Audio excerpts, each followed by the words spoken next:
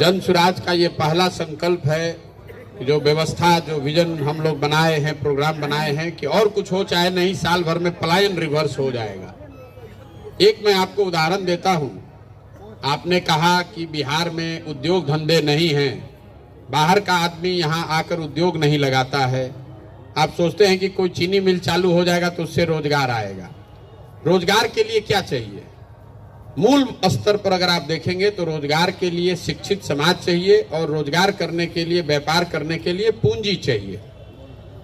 बिहार के लोग ही बाहर जाकर मजदूरी कर रहे हैं, तो मान लीजिए कि एक बार को अशिक्षित समाज भी रहे लेकिन मजदूरी तो कर सकता है अगर यहाँ फैक्ट्री हो, कोई उद्योग व्यापार हो तो सबसे बड़ी बिहार में जो कमी है यहाँ है वो है पूंजी की कमी।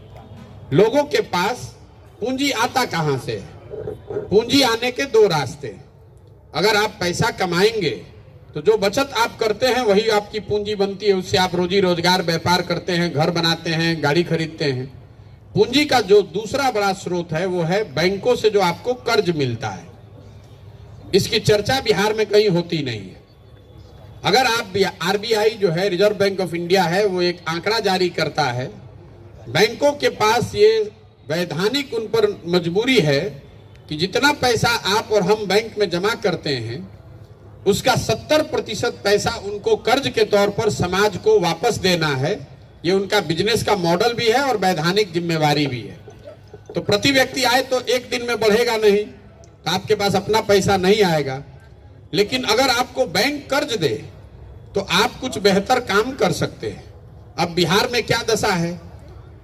रिजर्व बैंक ऑफ इंडिया एक आंकड़ा जारी करता है जिसको कहते हैं क्रेडिट डिपॉजिट रेशियो। मतलब बैंकों में बिहार की गरीब जनता ने कितना पैसा रखा और सभी बैंकों ने मिलकर कितना पैसा वापस आपको कर्ज दिया।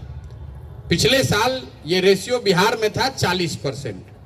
तो बिहार की गरीब जनता ने पिछले साल आरबीआई के आंकड़ों के हिसाब से बैंकों में आपने हमने मिलकर जमा किया 4,10,000 करोड़ रुपया और 40% सीडी रेशियो है। इसका मतलब है कि बैंकों ने 1,61,000 करोड़ रुपया बिहार में कर्ज दिया, गाड़ी खरीदने के लिए, घर बनाने के लिए, रोजगार करने के लिए, दवा का दुकान खोलने के लिए।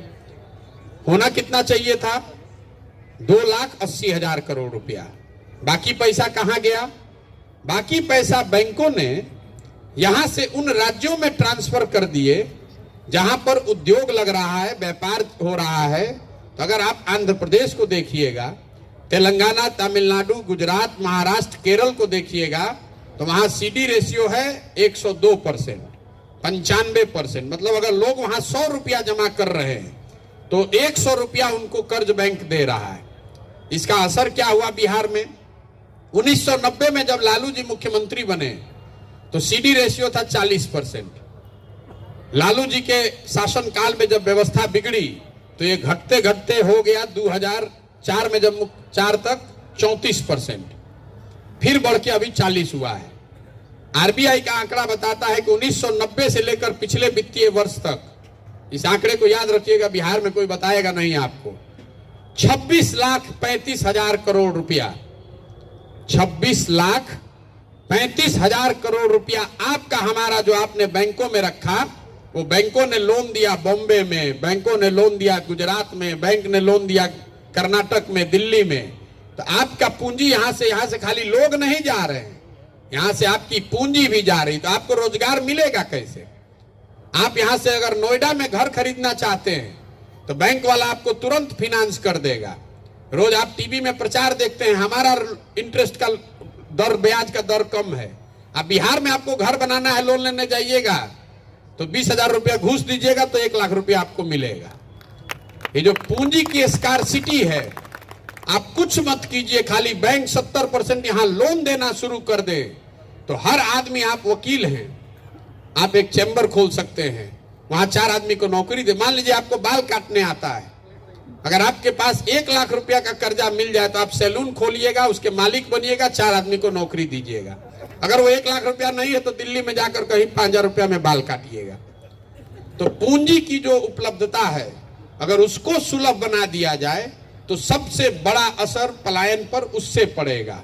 अगर यहाँ के लोगों को घर बनाने का पैसा लोन मिलने लगे, अगर यहाँ सीतामढ़ी में 1,000 ज्यादा घर बनेगा तो कितने ज्यादा मजदूर यहां पर काम करेंगे। अगर यहां पर 100 ज्यादा गाड़ी बिकेगी तो कितने ज्यादा लोगों को रोजगार मिलेगा। जब तक पूंजी उपलब्ध नहीं कराया जाएगा तब तक बिहार से बेरोजगारी और पलायन नहीं रुक सकता है। चाहे चीनी मिल 1 चालू हो जाए कि 10 चीनी मिल चालू हो जाए। कितने लोगों को आप चीनी मिल में नौकरी दे दीजिएगा।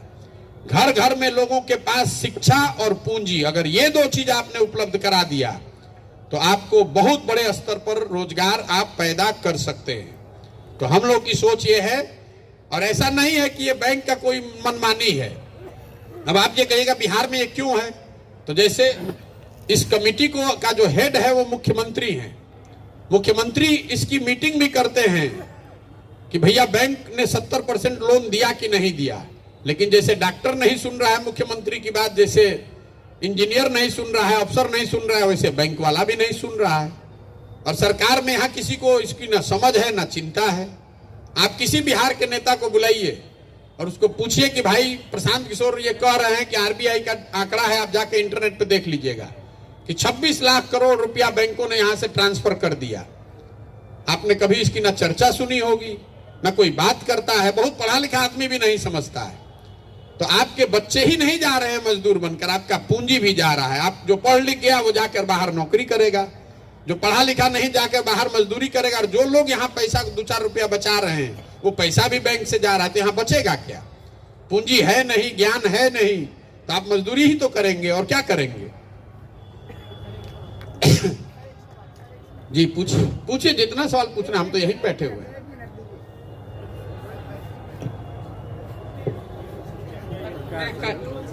वो वाली सवाल पूछ रहा हूँ सर।